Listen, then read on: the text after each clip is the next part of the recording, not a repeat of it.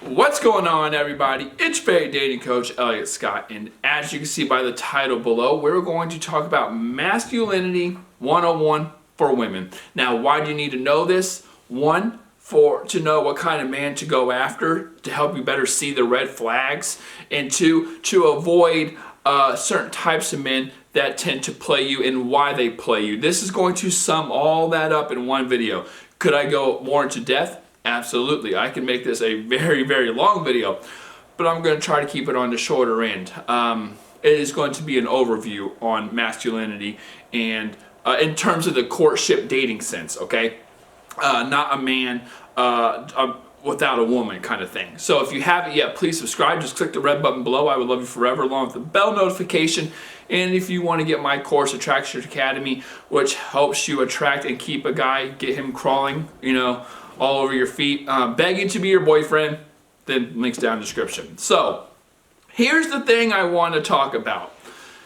To have a man in his masculine, in the dating sense, the courtship sense, the courtship sense, okay? A man has to have these three things. He has to be a provider, he has to be able to protect, and he has to be able to procreate. Now, here's what I mean by those three things, okay? I'm going to break everyone down. I'm actually wanting to start with procreate, okay? Because this is the one women fall for. If a man doesn't have the ability to attract a woman and to get women, then by definition, he is sterile, okay? He cannot pass on his genes, his DNA. His job as an organism is to survive and reproduce. He is not able to do that, so the way he does that is by manipulating a woman. He needs that validation. He is going to play, he is going to lie, he is going to manipulate, he is going to tell you what you want to hear, he's going to lead you on, and things like that. So if a man is not able to attract a woman, these kind of things are going to happen, okay? So be very, very, very wary of that. Now, a lot of women will say, well, the guy I'm talking to does attract women. He does do this. He does do that. But, okay, I'll give you that. But I always say you got to play detective too. Like, you got to look at the man's history, his dating history at least. Like, has he been cheated on? Has he just got out of a relationship? How long has it been since he's been in a relationship? 4 years? He hasn't been in a relationship in 3 or 4 years? Then why do you think it's going to change with you?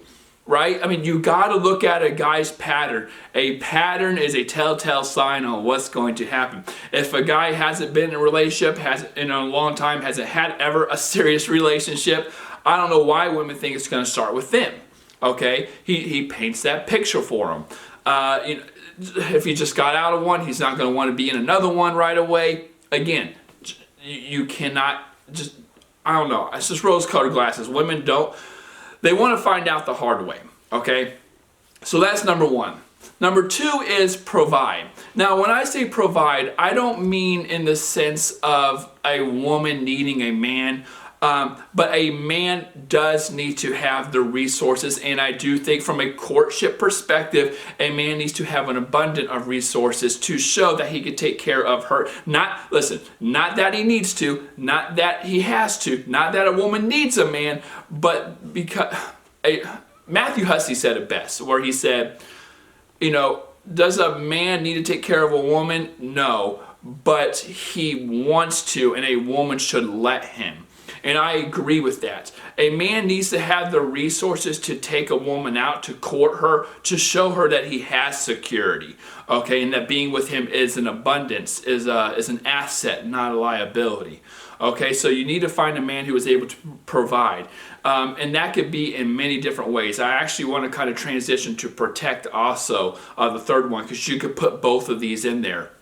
Where a man, when it comes to protection, for example, it's not, I'm going to protect you from other men and predators and things like that. It could be, right, protection in terms of security, like force, physical, but it's also emotional security. It's being there during hard times, being your emotional support, being there when times are hard and you're having difficulty and you need someone in your corner, that kind of stuff. So think about what I'm saying now. if you have a man who's able to provide for you, okay, who's able to protect in terms of, not, again, women don't need protection. It's just the emotional security, the emotional blanket. He's you know, I think both sides need that, but I'm talking to women. And of course, the procreate, he has the ability to attract quality women, and things like that. If he has those three things, of course, I would say also with a passion and a purpose, then you are talking to a masculine man who I think is less likely to play a woman. Okay, especially if he has the passion and purpose. I always say a man needs to put those two things before a woman. I'm actually going to leave a really cool quote up right here that I'm a big believer in. If this, I think this should apply to all men and relationships. I do not think a man should put a woman first, because I think he'd be robbing himself and her in the long run. But with that being said, ladies, there you go. You need these three things. You need a guy who can be able to provide, protect, and procreate, okay? And if he has his passion and purpose in line, then I would say you have a good guy. So with that being said, I love you, take care, and peace.